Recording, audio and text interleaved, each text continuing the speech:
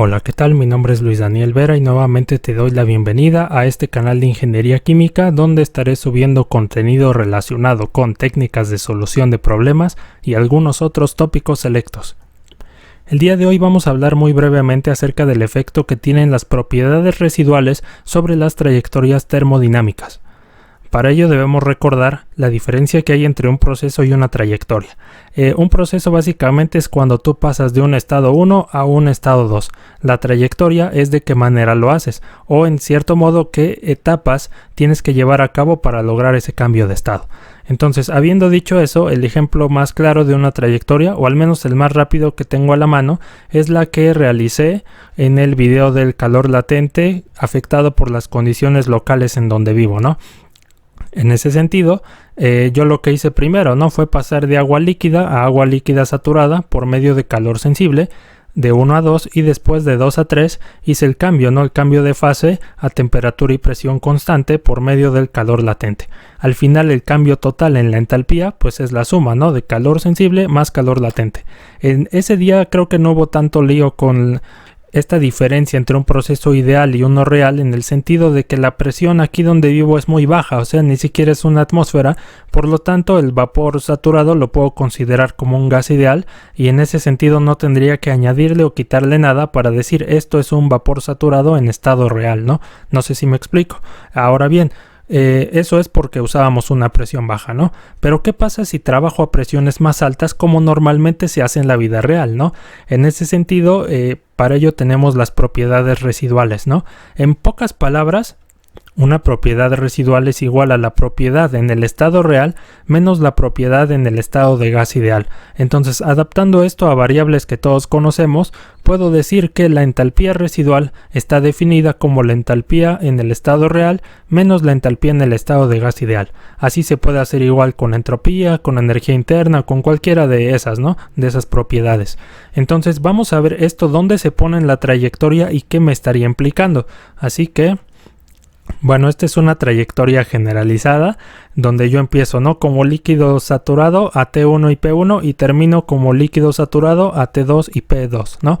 En ese sentido, pues yo tengo que pasar, ¿no?, de 1 a 2 por medio de calor latente para que sea vapor saturado.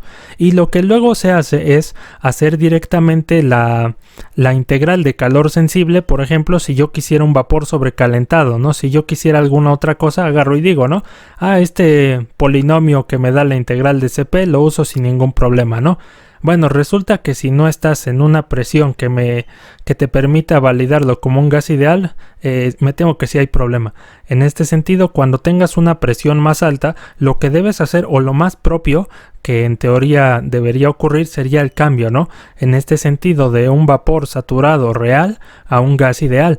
Para ello existen las propiedades residuales y ahí es donde se ponen. Entonces aquí aparece menos HR y menos SR, ¿no?, que serían entalpía y entropía básicamente, las dos que te permiten sacar más propiedades. Y bueno, en ese sentido, lo único que estaría haciendo sería despejar la propiedad de gas ideal, ¿no?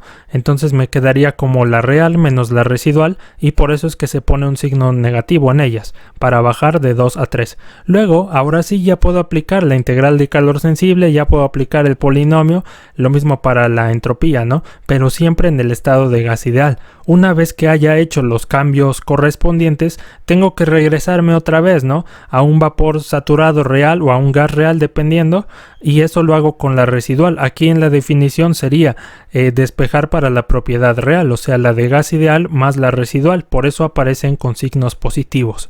Ahora, después de eso, ya si quiero pasar de vapor a líquido, tengo que usar menos el calor latente, etcétera, ¿no?, para cualquier otro de esos. Entonces, la mejor manera de ver esto aplicado, pues es mediante un enunciado de trabajo. Así que el día de hoy vamos a calcular el cambio de entalpía y de entropía necesarios para pasar desde agua líquida saturada a 3 bares hasta vapor de agua saturado a 6 bares y 158.83, que también es la temperatura de saturación a 6 bares, ¿no? Cabe mencionar que este problema es de mi autoría, entonces vamos a por ello. Bueno, lo primero que tienes que hacer, no solo aquí, sino en cualquier otro problema de estos, es trazar la trayectoria. Esto te ayuda a saber en dónde estás y qué es lo que tienes que hacer. En este sentido, estamos partiendo como un líquido saturado a 3 bar y su temperatura de saturación ya pasada a Kelvin, porque esto es con absolutas. Y en ese sentido, no tengo que pasar a vapor saturado a 6 bares, ¿no? Y su temperatura de saturación. Para ello, la trayectoria que yo propongo es seguir la generalizada que hice, ¿no? Voy a pasar a vapor saturado con calor latente, luego voy a utilizar las residuales para entalpía y entropía, luego otra vez la integral típica esta de calor sensible y la de entropía, y después las residuales, ¿no? Para terminar como vapor saturado a las condiciones del estado 2. El cambio total, obviamente, de la entalpía y de la entropía sería igual a la suma de todas esas contribuciones, ¿no? Ya considerando la residual como un negativo. Entonces, vamos a ver. Uno por uno, ¿no? En el caso del calor latente sabemos que lo podemos aproximar primero con esta ecuación y TRN ya estaba definido. Si tú conoces la presión crítica, la temperatura en el punto normal de ebullición, temperatura crítica, no tendrías por qué tener problemas con esto, ¿no? Ahora bien, esto solo te da el calor latente a la temperatura normal de ebullición. Dijimos que eso es a una atmósfera de presión, pero aquí lo tengo a 3 bares, ¿no? En ese sentido lo voy a adaptar a la temperatura de saturación a 3 bares, y eso se hace con la corrección de Watson, que ya habíamos usado en el video, en uno de los videos anteriores, ¿no? En este sentido, simplemente delta H1 sería delta HN y TR1 sería TRN. Así la puedo corregir a la temperatura que yo quiera. En este sentido, pues voy a usar la del estado 1. Habiendo hecho eso, para que no se nos alargue tanto el video, obtengo los siguientes valores, ¿no? El calor latente de 2221.533, y para el caso de la entropía, simplemente divido el calor latente entre la temperatura del estado 1, que ya la conozco, vaya. En ese sentido, obtengo una entropía de 5.463. Entonces, algo bien importante, no porque esto sea isotérmico quiere decir que no hay generación de entropía, ¿no? En ese sentido, bueno, hay que considerarlo, y ya tengo la primera parte de mi trayectoria, que se vería más o menos así, ¿no? El cambio de 1 a 2 ya está hecho, y ahora sí voy a uno de los que me interesan, que es el de 2 a 3. Entonces, debes saber de antemano que para calcular propiedades residuales hay muchísimos métodos, ¿no? Puede ser por ecuaciones de estado y todas las que estén disponibles en la cúbica genérica. Puedes usar la virial de 2 términos, tablas de Lie-Kessler, entre otras, ¿no? En este sentido, una de las más sencillas pues es la virial de 2 términos, entonces es la que voy a usar. Y se ven más o menos así, para entalpía y para entropía, ¿no? Entonces muchos de estos términos luego pueden causar confusión, pero vamos a ver que igual que la ecuación virial, estos coeficientes son funciones de la temperatura reducida. Entonces si tú tienes presión reducida, temperatura reducida, por ende tienes la crítica, pues también no es mayor problema determinar esto, ¿no? Simplemente sustituir valores. Entonces vamos a ver, en el caso de los coeficientes, simplemente no son funciones de la temperatura reducida. Entonces, obteniendo TR puedo calcular B0, puedo calcular B1 y sus respectivas derivadas. Entonces, si te das cuenta, esto no es tan difícil como se ve. En ese sentido, lo único que te tocaría hacer sería sustituir los valores, ¿no? Y pues bueno, igual para no alargarnos, ya tengo aquí, ¿no? Para TR igual a T1 entre TC y PR igual a P1 sobre PC. Obtengo mi primera residual, que me da un valor negativo, ¿no? Y mi entropía residual, que también sale negativa. Tú sabes que como las voy a restar a la hora de sumar mis aportes, pues esto se va a hacer positivo, ¿no? Pero bueno, de entrada nos da negativo, y así lo vamos a dejar por el momento. Ya tengo la segunda parte de mi trayectoria, y ahora lo que me toca hacer es el cambio, ¿no? Que normalmente haría si ignorara las residuales. El cambio de 3 a 4, que es ya en estado de gas ideal. Entonces aquí sí puedo utilizar mi integral de calor sensible o el polinomio, o lo mismo para la entropía, ¿no? Entonces, de manera muy sencilla decir, ¿no? En el estado de gas ideal hay quien considera el Cp como una función de la temperatura. Si tú conoces esa función, la puedes integrar desde T1 hasta T2 y obtener así el cambio en la entalpía, al menos para ese paso, ¿no? De 3 a 4. En ese sentido se ve más o menos así, ¿no? Y también tengo entendido que hay un polinomio que es el famoso CPHM, ¿no? Que es un polinomio larguísimo que tiene una variable llamada tau, y tienes que usar las constantes de CP, ¿no? A, B y C, que probablemente vengan de una tabla y también estén largas, ¿no? Entonces así es como se obtiene el cambio de entalpía para un gas ideal, y para para el cambio en la entropía ocurre algo muy parecido. Lo único es que consideran también, ¿no?, la integral de R dp entre P, que ya integrada te da, ¿no?, logaritmo de presión 2 sobre presión 1. En ese sentido, aquí también hay un polinomio y la puedes simplificar, por decirlo de alguna manera, porque este polinomio está más largo que el otro, pero bueno, se puede simplificar así, ¿no? Entonces, igual, vamos a adelantarnos y obteniendo ya los valores directamente, obtengo, ¿no?, este delta H de gas ideal y el delta S de gas ideal, ¿no? En ese sentido, pues esto sería lo que se suma a la tercera parte de la trayectoria y lo único que me quedaría por hacer en teoría es el cambio con las residuales, ¿no?, para poder pasar de 4 a 5. Ahora algo bien importante que no me acuerdo si ya había mencionado, pero por si sí voy otra vez.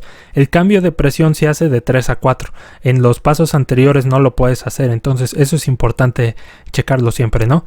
Ahora sí, puedo utilizar otra vez el método de la virial, ¿no?, para irme rápido y sin problemas. Entonces calculo directamente, ¿no?, entalpía residual 2 y entropía residual 2, lo cual me da otra vez negativo, pero cuando esto lo sume, aquí sí se va a restar, porque esta sí no tiene la restricción por el signo de que me esté bajando. En ese sentido, ya tengo mi trayectoria completa y pues ahora sí lo que corresponde es obtener el cambio total en la entalpía y en la entropía. Entonces, como puedes ver, lo que voy a hacer es la suma, ¿no? Calor latente menos R1 más HGI más HR2 y lo mismo para la entropía, ¿no? En ese sentido, pues vamos a por ello. Ya formulándolas se verían así a manera de ecuación y teniendo los valores, pues lo de menos es sustituir, ¿no? Entonces, ya sustituyendo la entalpía se vería más o menos así. Lo que te decía, ¿no?, la residual 1 se suma y en el caso de la entropía ocurre exactamente lo mismo.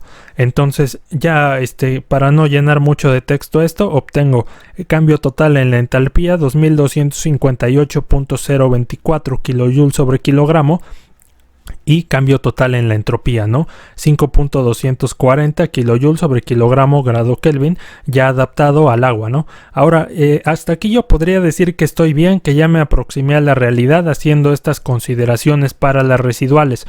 Entonces, por esa razón escogí el agua, porque como bien sabes, se pueden obtener sus propiedades en tablas de vapor. Entonces, vamos a hacer el cambio con tablas y vamos a ver qué tanto se parece a lo que acabamos de hacer, para ver si de veras nos acercamos a la realidad o no tanto.